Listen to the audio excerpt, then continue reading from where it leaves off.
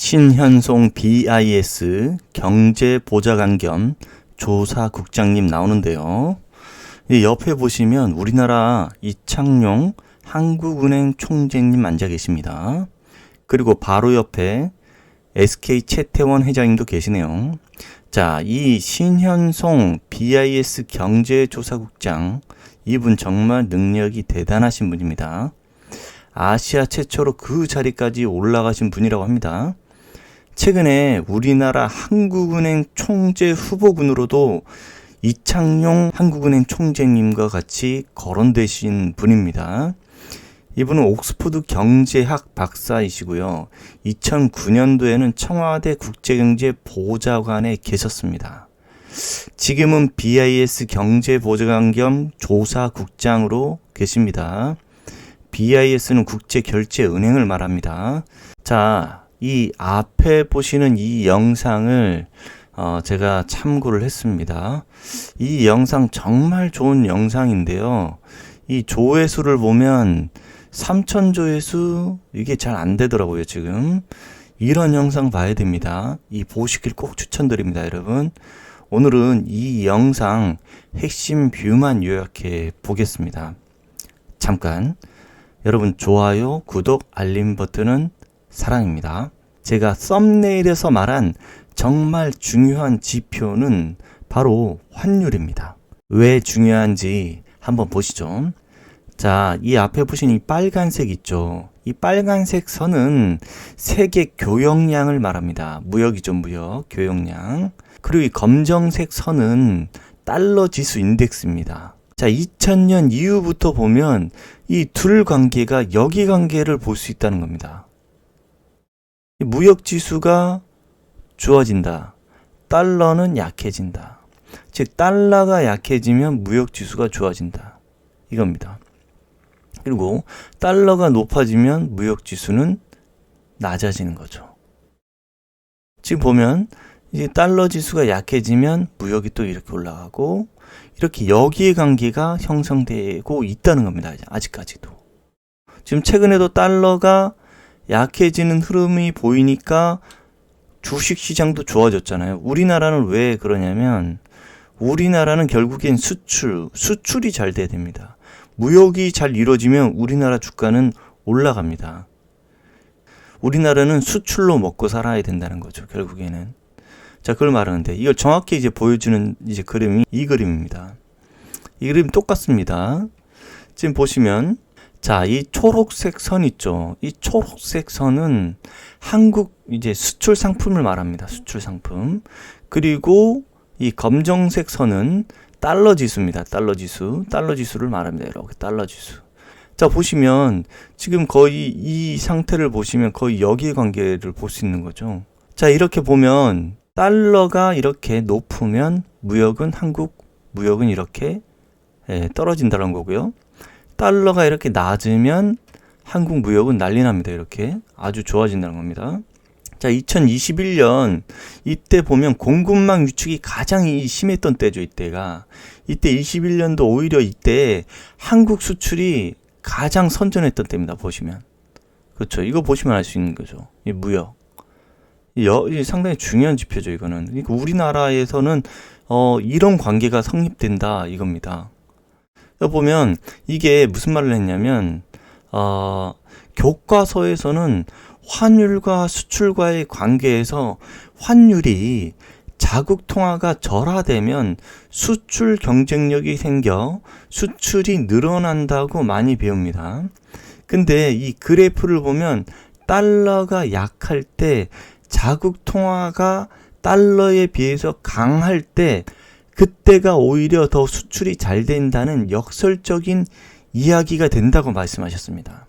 결국에 금융 여건이 가장 여유가 있고 또 금융 자산이 증가하고 달러 금융 여건이 아주 좋을 때 그때가 더 무역이 급속도로 성장한다는 겁니다. 이게.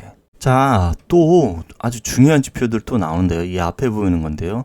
우리나라는 거의 무역하고 연관되는 거를 많이 봐야 됩니다, 여러분.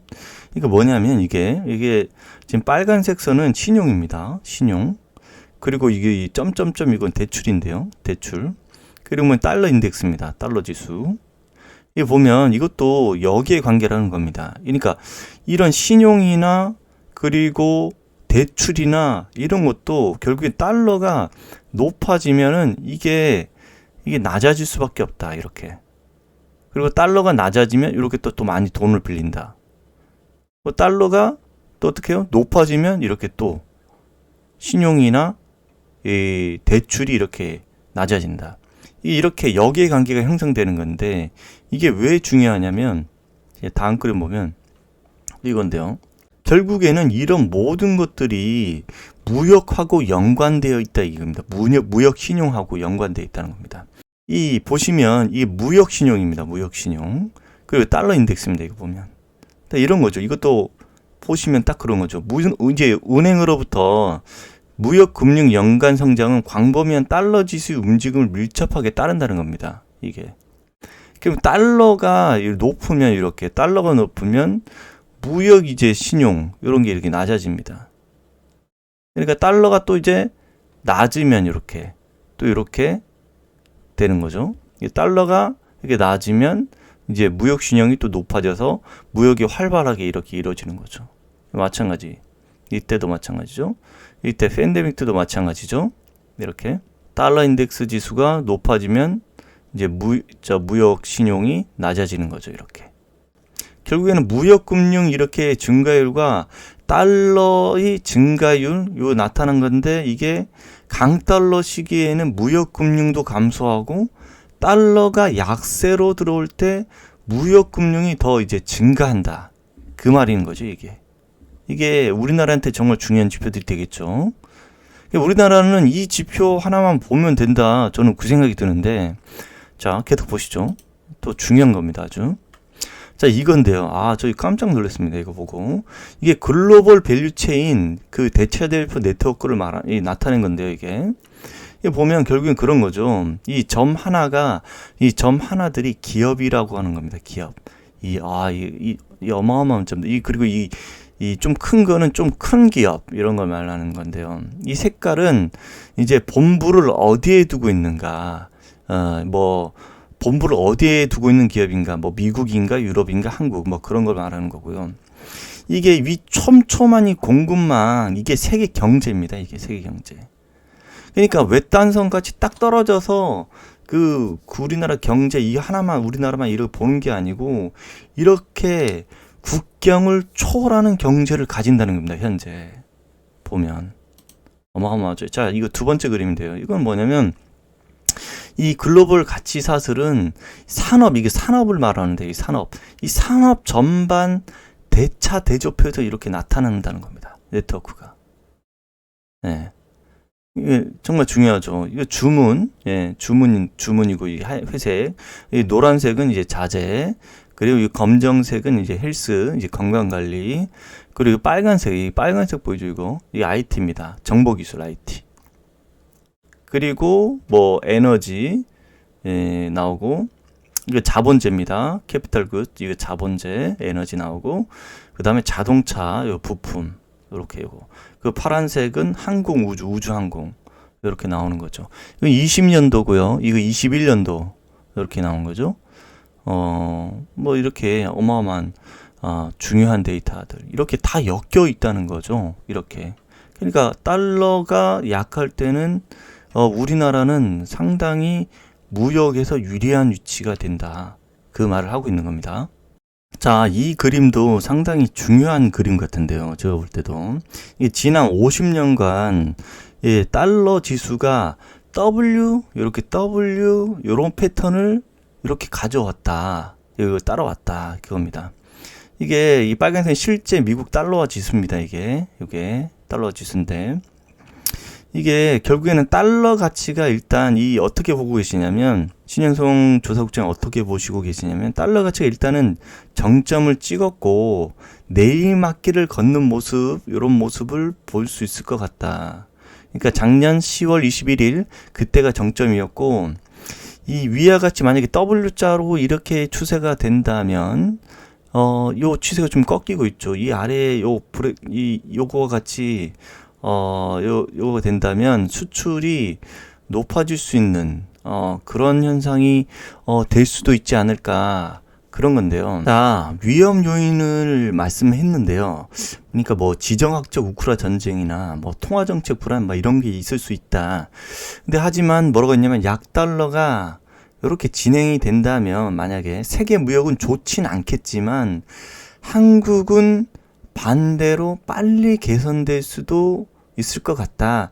그런 말씀도 하셨습니다.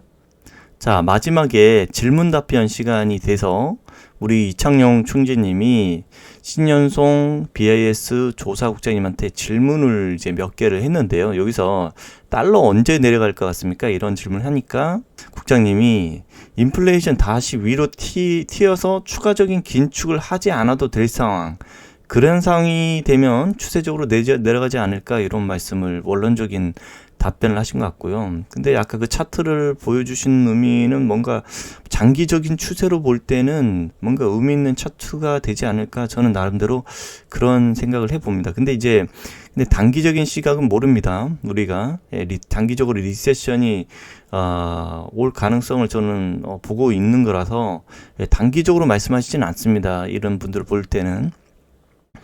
자, 그리고 이창용 총재님이 또 이제 뭐라고 하셨냐면 뭐 중국 수출 뭐 미중 간 갈등 뭐 이런 거 있지만 그 사실 과거에 중국이 낮은 임금으로 우리나라가 중국에 중간재를 수출해서 그러다 그 다음에 최종재를 수출하는 패턴, 그런 게 예전에 키였다.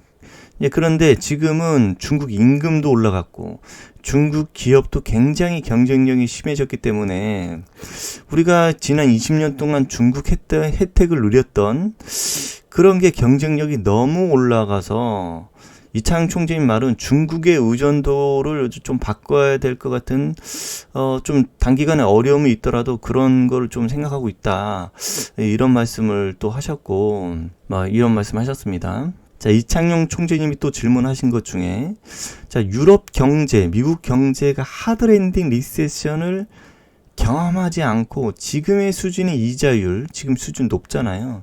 유럽 더 올릴 것 같고 이렇게 하진 한데 지금 정도의 뭐 달러가 어느 정도 이제 좀 변화할 수도 있고 이렇게 하지만 침체 국면까지에 대해서 이제 어떻게 생각하냐, 침체 갈 거냐 안 갈 거냐 이런 질문하니까 신현송 국장님이 이렇게 말씀하셨어요. 작년 중반 정도만 하더라도 유럽 상황이 막 상당히 쉽지 않게 보였다. 그러니까 뭐냐면 금융시장이라는 것은 비관적일 때는 아주 비관적인 정서, 그리고 이런 게 반영되고 반면에 또 돌아서면 또 과잉 반응 이렇게 또 할 수 있다. 이제 그런 현상을 볼 수 있다. 그렇게 이게 항상 그랬다. 그러니까 이게 중앙은행의 임무라는 거는 이런 걸 모두 시장의 반응을 감안해 가지고 실물 경제에 맞게끔 금융이 움직이도록 하는 그런 것이 가장 중요한 역할이 아닌가, 이렇게 답변을 하셨습니다. 그리고 또 이창용 총재님의 질문은 유가 어떻게 생각하시냐, 왜 러시아도 지금 이렇게 있고 중국도 회복도 이렇게 있으니까 유가를 또 이렇게 보고 있다, 어떻게 생각하냐 이렇게 얘기하니까, 한 가지 분명한 점은 원유의 의존도가 최근 몇십 년 동안 많이 내려갔다, 이렇게 말씀하셨어요. 천연가스 그리고 천연에너지, 뭐 재생에너지 쪽 이런 쪽으로 많이 이제 넘어갔으니까 단기적으로는 이제 어느 정도 충격 있을 수도 있겠지만 이거는 장기적으로 볼 때 크게 걱정할 필요는 아닌 것 같다, 이렇게 이제 말씀하셨습니다. 그리고 제가 볼 때 가장 또 중요한 이제 말을 맨 마지막에 해서 끝낸 것 같은데요. 이게 뭐냐면 이창용 총재님 질문이 이머징이나 선진국에서도 높은 이자율 때문에 이게 다시 질문하신 거예요.